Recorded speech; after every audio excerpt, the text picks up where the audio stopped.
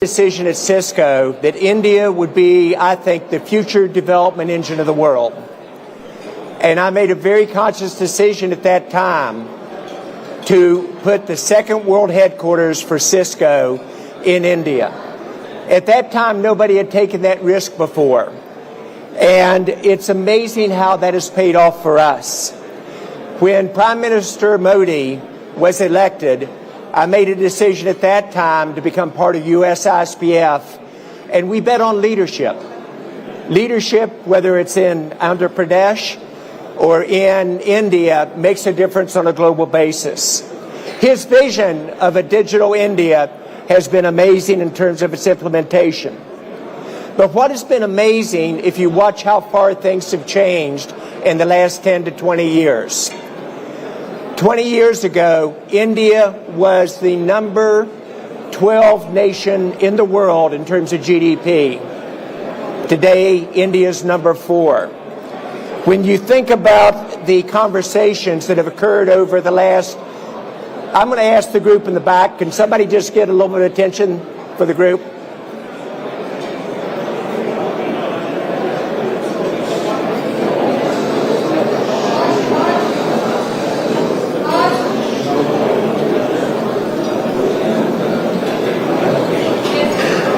I thank you very much. Thank you, Lokesh.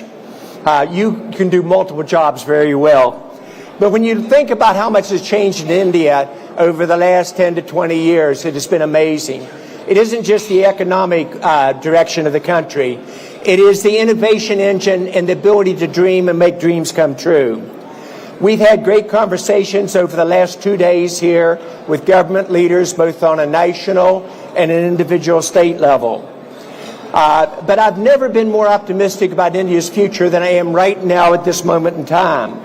And the reason for this optimism is the culture of this country. Every challenge that has been outlined for this country's future by Prime Minister Modi has been achieved on schedule or way ahead of schedule. Economic growth is achieved, like I said, from number 12 to number 4, and it will be the number 1 nation in the world in terms of GDP during our lifetimes. Startups, we talked about Startup India, and a dream that candidly, Lokesh, as you know, we were not a good startup nation. There were very few IBOs in India, very few startups, and if you don't have startups, you don't have the next generation of high-tech companies or a business. Today, guess what the number 1 country in the world in terms of new IPOs are? It's India. And most people just 10 years ago thought that would be an impossibility. When Prime Minister Modi outlined a vision of a digital India and broke it into the 11 planks that we're focused on, most people thought that was a dream too far. I had the honor of working with the Prime Minister on 8 of those 11 planks, and on Make in India, I was there when he kicked it off in Delhi about the possibilities of becoming a manufacturing powerhouse. And again, if you watch the announcements, especially the last year, about manufacturing commitments here in India, and Apple probably represented one of the very best. Google, we talked about the commitment of the data centers in Andhra Pradesh earlier.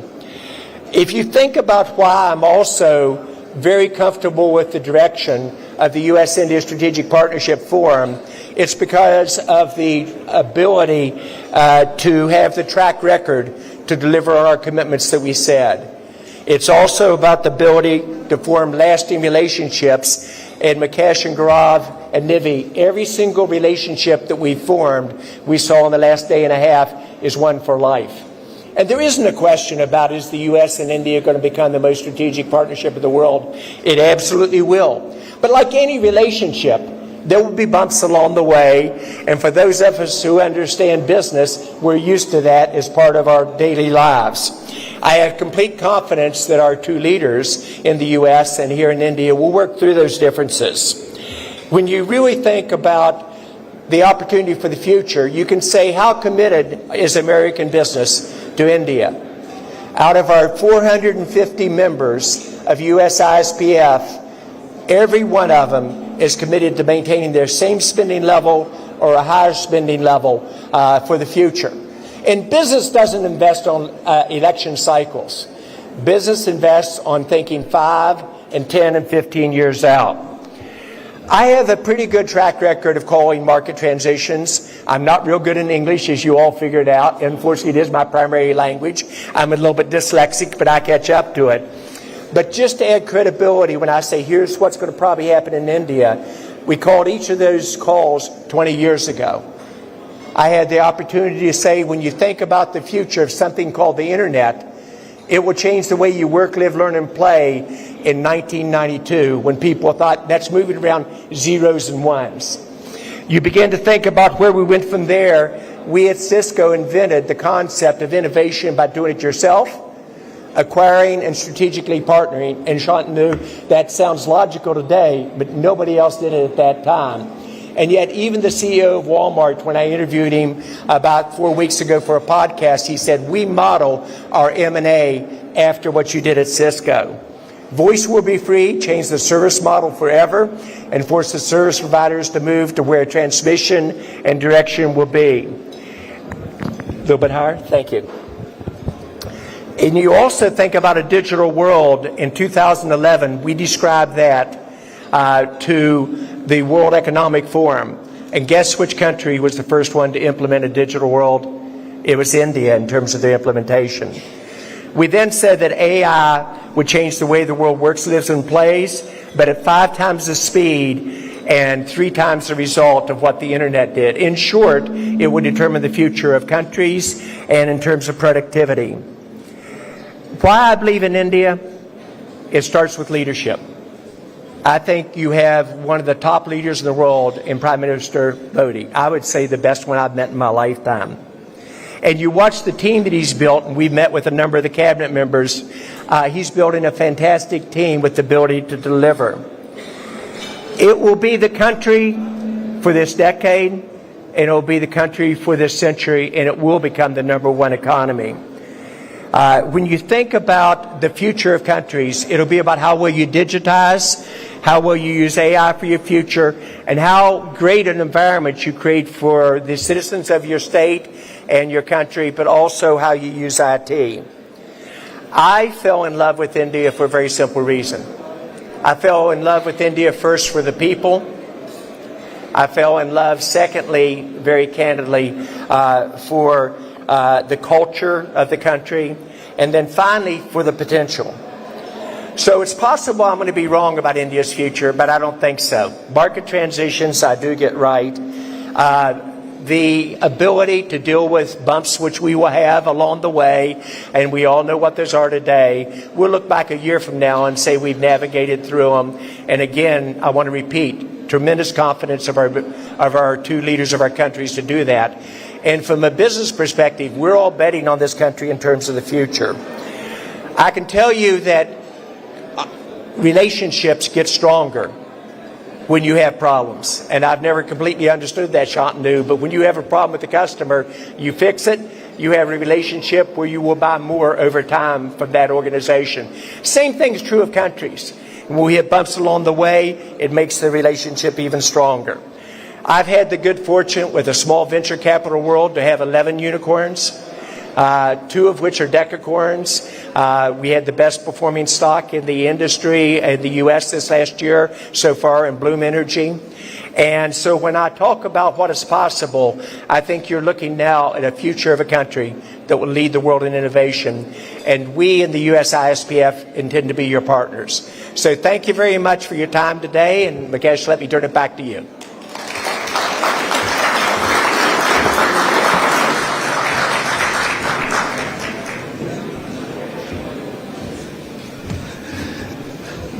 John, thank you very much. And we get into our fireside chat, and I'm delighted to basically introduce our chief guest this evening, Shri Nara Lokesh, a graduate of Carnegie Mellon and Stanford, who has basically got into building a state of Andhra Pradesh as the fastest growing state in the country.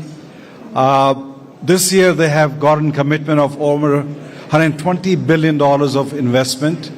Google announced last week a $15 billion data center and AI center itself.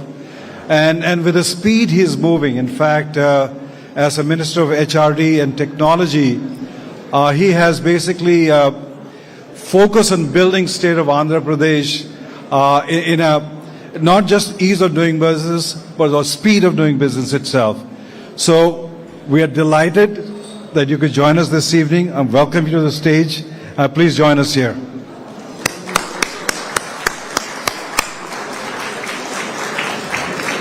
And I do have Shantanu Narayana, who's the chairman and CEO of Adobe and vice chairman of USISPF, taking the discussion forward. Can I request people in the back, just please pay some attention. Please, at least a courtesy to the minister, spend some time there. Thank you. Thank you so much. Are we on? Yeah. First, as Mukesh said, it's really a pleasure to be here. And thank you, John, and thank you, Mukesh, for your leadership with USISPF. I'm thrilled to be here with you, Lokesh. Let me first start off by saying, Meere Kadochinaru, Chala Dhanyavadu. So, I have to show a little bit of my Telugu because, as he knows, I also grew up in Hyderabad, and we have a lot in common, both in terms of spending time in Hyderabad as well as spending time in the Bay Area. I'll start off with a little bit of a story, and then maybe I'll get into the questions for him. When I left 40 years ago for the United States, I was in this small town called Hyderabad and Sikandrabad. It was the Twin Cities. And when I left and I went to the U.S., virtually nobody knew where Hyderabad was on the map in terms of where it was in India. But it was the vision of Sri Naidu that by the time I came back a few years,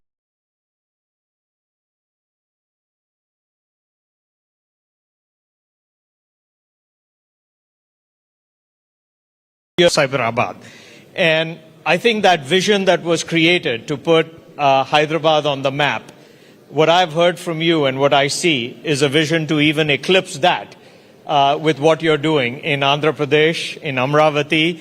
And so why don't I first start off and give you the opportunity to just talk about your vision, your father's vision, and as you said, you're actually a third generation in terms of giving back to the community. So with that, why don't you start? Thank you, John. Thank you, Mukesh, for having me here. Shantanu ji, thank you very much for hosting the fireside chat. For those of you who don't know me, I'm Lokesh Nara. I am the HRD IT Electronics Minister for the state of Andhra Pradesh. A little bit of my background. I did my bachelor's at Carnegie Mellon, worked at the World Bank, a Stanford MBA, came back to the family business. We run one of India's largest private sector dairy company. Then my wife came back from Stanford, kicked me out of the business. I ended up in politics in 2013.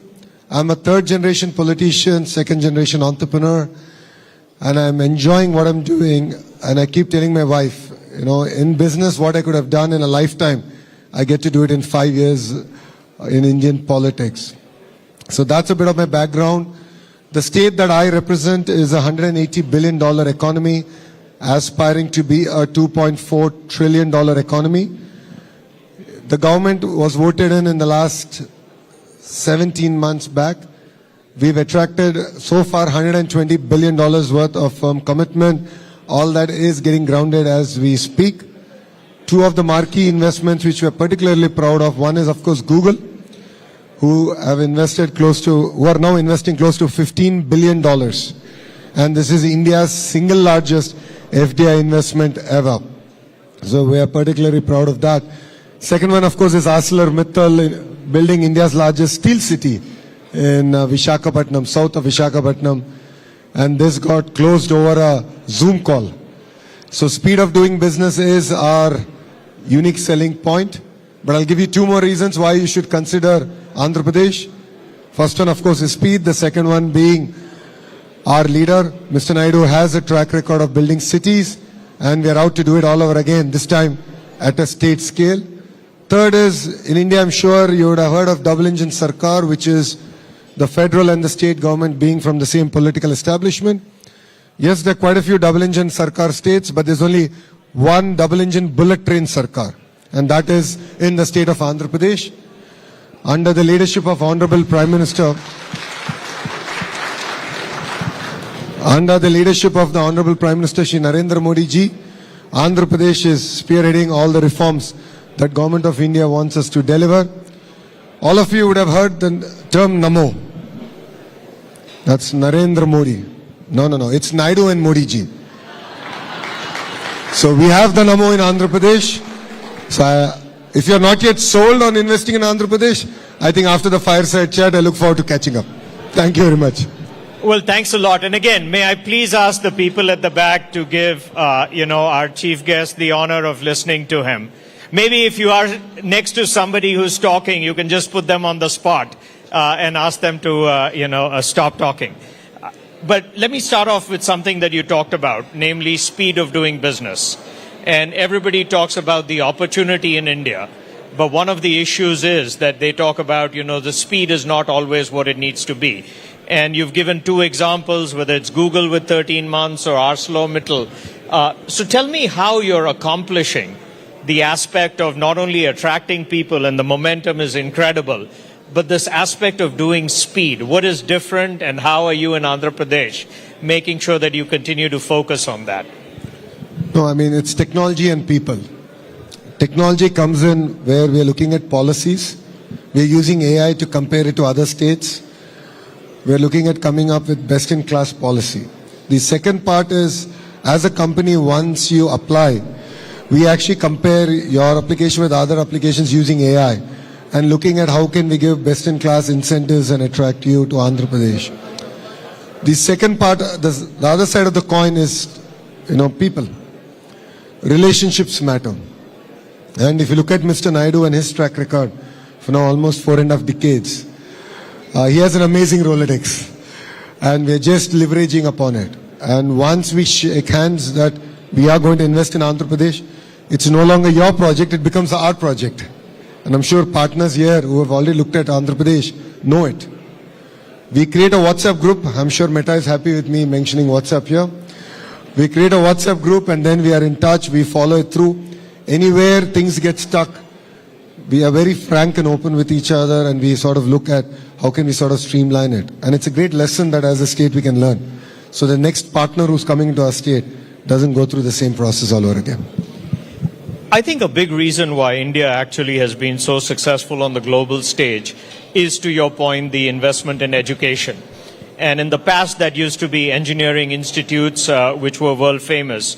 But I was inspired to hear that you're talking actually about AI literacy and what you're doing to make sure that it's the next generation of skills that you're investing in. Maybe you can share with people a little bit more about how you're doing this in a field that is so evolving as we speak, namely in AI. No, honestly, all of us are learning. It's clear that AI and then quantum is the next frontier for us. So, as earlier I was telling, we are very focused on the cluster-based approach, where we look at not only bringing in the companies, but the entire ecosystem associated with it. And education plays a very important role. So we're using AI as a tool, of course, to impart education, but we're also working with the industry to revamp curriculum in all our colleges and universities. And I'm working hard, hopefully I'll be able to get it through, is to recreate the ISB model for the AI university. I believe that is going to enable us to lead from the front. And I think you'll be pleasantly surprised that Mr. Naidu has been talking about skill census. While other political parties talk about caste census, we are talking about skill census.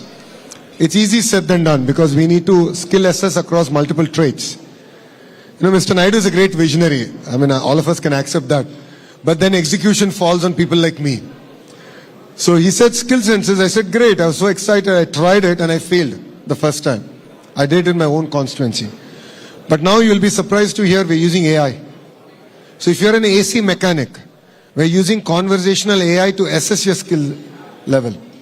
We're asking, like, tell me a problem, and then how you went about solving the problem.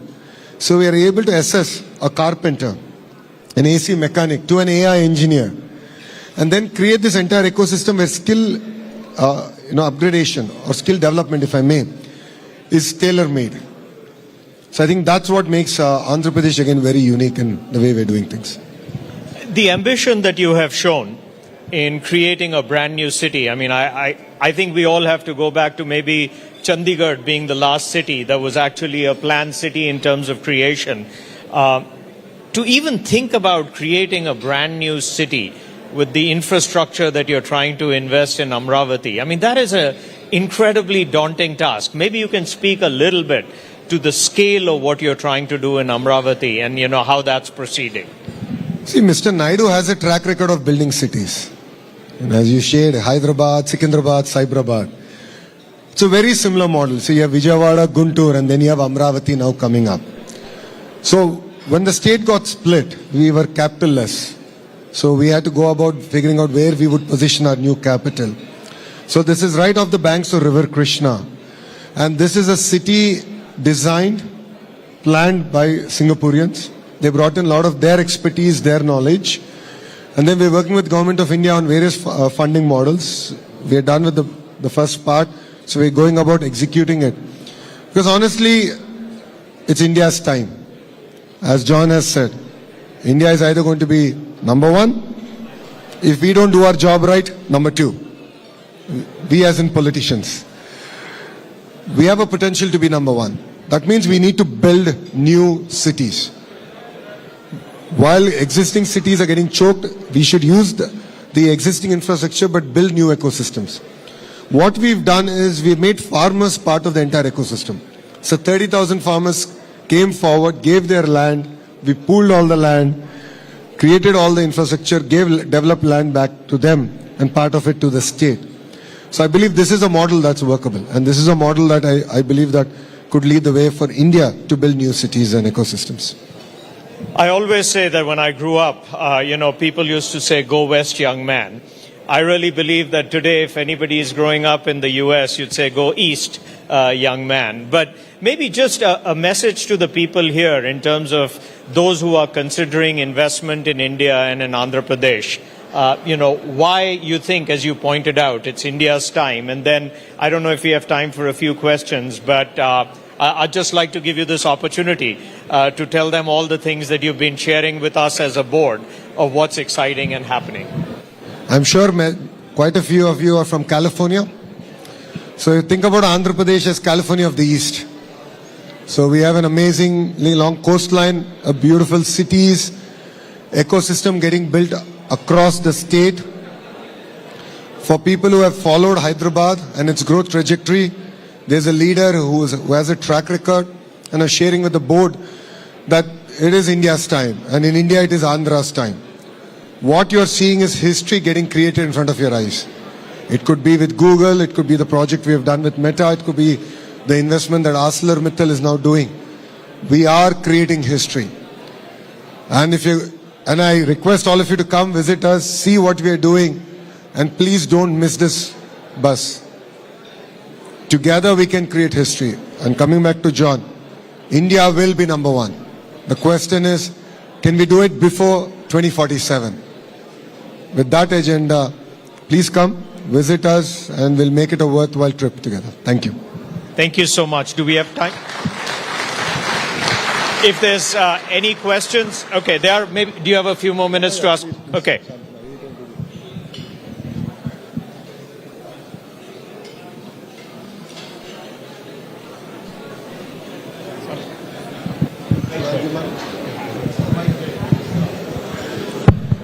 Thank you, sir. Hi, Arundeep here from the Hindu newspaper. I'm just curious. A lot of states in their electronics and semiconductor manufacturing plans are talking about how much the diaspora coming back is helping them in terms of experts who are abroad.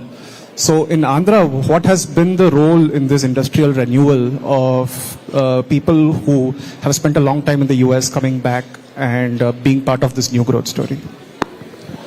No, that's a very valid question. Brain drain to brain gain, if I may. I think that was your question. We are seeing a lot of interest for youngsters who spend a decade or less than a decade in the West looking forward to coming back. And with the kind of ecosystems and clusters that we are building, I've shared with the board that we are looking at a very decentralized development. And if there's something that we can learn from our neighbors, is the power of cluster.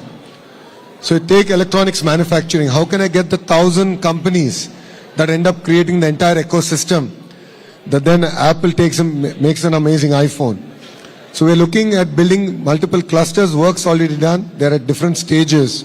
That's what I call as the verticals. And horizontal is where education comes in. That's where my role comes in. One is education, then skill development. We're doing a lot of testing ecosystem and of course certification ecosystem. This alone is not enough. We need to build a vibrant social ecosystem. So we work closely with tourism ministry, with excise ministry, to look at how can we have progressive policies that can also enable us to create a vibrant ecosystem. So while we're looking at blue collar jobs, white collar jobs, hospitality is also very important. So 5 years when we started our journey, we said 50,000 rooms, 50,000 keys. So far we've done 8,500 keys. So we are looking at a state that will develop across sectors, but also creates a vibrant ecosystem. So that's what I think will make us very unique compared to other states in India. Maybe I'll ask you one question on that as well. When I see your portfolio, it's really inspiring to see that you are both HRD as well as IT. Maybe you can speak a little bit to, why both of those are better together and what you're doing uniquely, given you have those two incredibly important initiatives. Shantanu, I wished I thought it that way when I took the portfolios. But see, I love a challenge. If you look at my journey as a politician, I've always chosen the road less traveled. I contested in assembly, which my party didn't win for 40 years. And I lost first time. But I stuck at it. 5 years I worked hard. I won it with one of the highest ever majority in Andhra Pradesh's history. So I love to take the road less traveled. Education is one such portfolio. Historically, heavyweights are not positioned into education. They prefer, industries or power, so on and so forth. But I truly felt education is one portfolio that can really transform lives. You're a beneficiary of great education. I'm a beneficiary of great education. It's changed the way who we are, our exposure. So I felt it's impetus on me, that to being a Stanford MBA and a Carnegie Mellon undergrad, to take such an important portfolio and look at very fundamental changes at primary school all the way up to skill development, as I call lifelong learning. And why IT? I felt that portfolio will help me balance things out to understanding where is the market heading. It's important that I understand from leaders like you, what's the next frontier? And then go back to my department and say, okay, I can see the visibility. 20 years from now, these are the skill sets that are required for the youth of India. And then work backwards in terms of a curriculum. So yes, Andhra Pradesh, I think, is the only state which has HRD, IT under one minister. Thank you. Well, you've been extremely generous with your time, so thank you. You talked about Stanford and Carnegie Mellon. Hopefully you think HPS is still pretty good, in terms of what we were able to do, and I'm still a Manavadu in terms of, being part of you. But please, let's give him a round of applause. Thank you so much for being here. Thank you, Shantanu.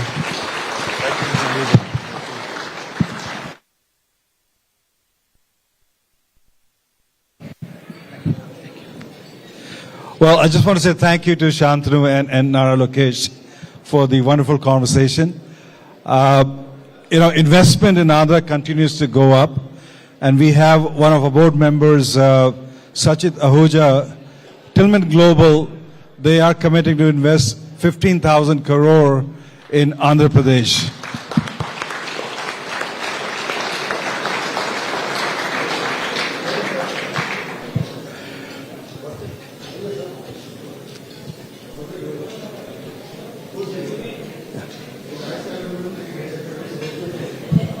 Come, Shazan, come. Once that's over, then we'll take a picture. Why don't we join us? No. Balance our photo. Because you come this way, no? Come down. I'll grab the mic. There you go.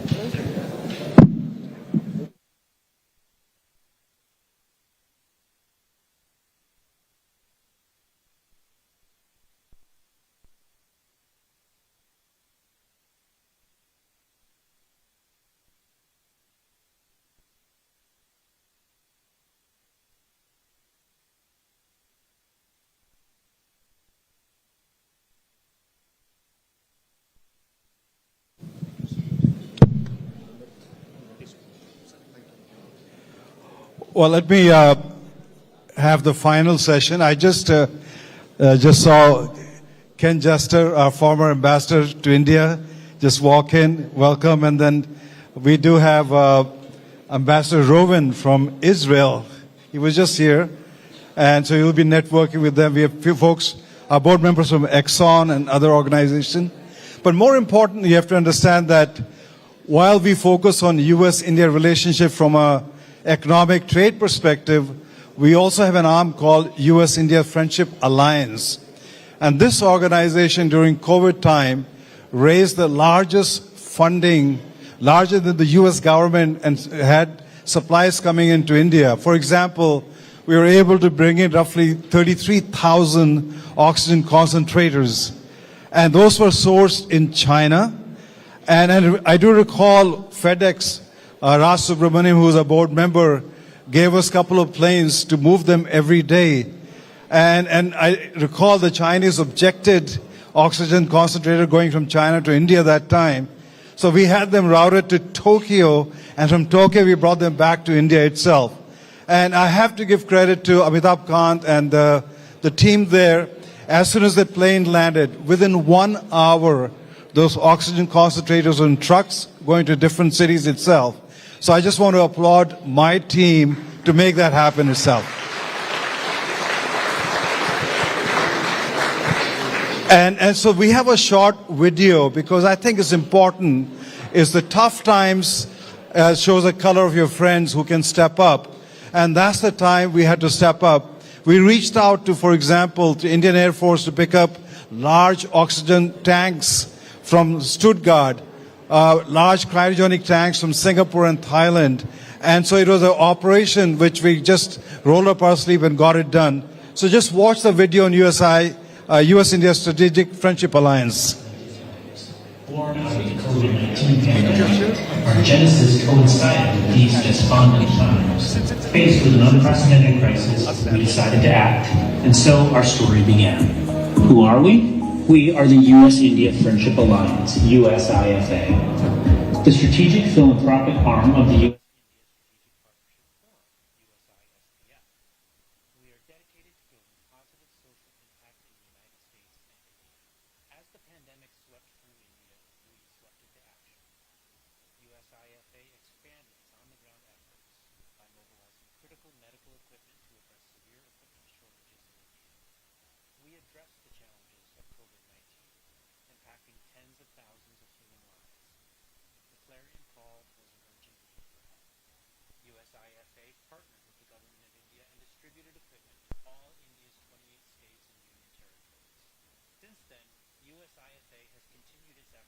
Improve lives, build opportunities, and strengthen the partnership between the United States and India.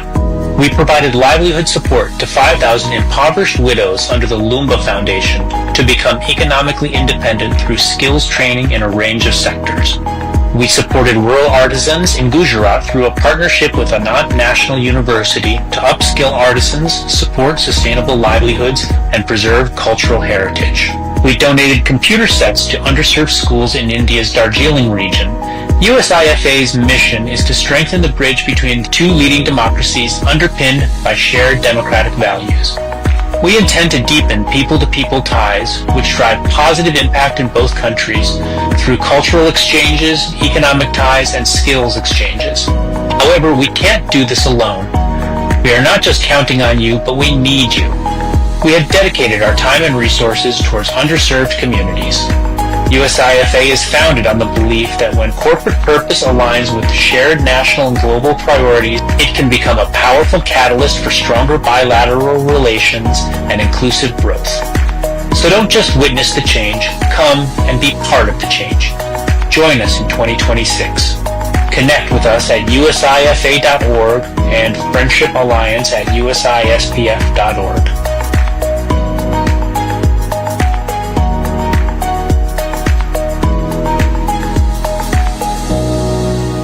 Well, our mission, thank you. We have roughly 450 corporate members in our consortium, and our objective is to how do we leverage each one of them and focus on some of the social effort between the two countries, work with our team and join us from that perspective. Once again, I'd like to say thank you to our sponsors, Boeing, Flex, Caterpillar, ExxonMobil, MasterCard, Meta, Wins, Cummins, Johnson & Johnson, LinkedIn, and Lockheed Martin. Once again, thank you to sponsors. Do engage and network with the board members this evening. Have a wonderful evening, and thank you for joining us. Thank you.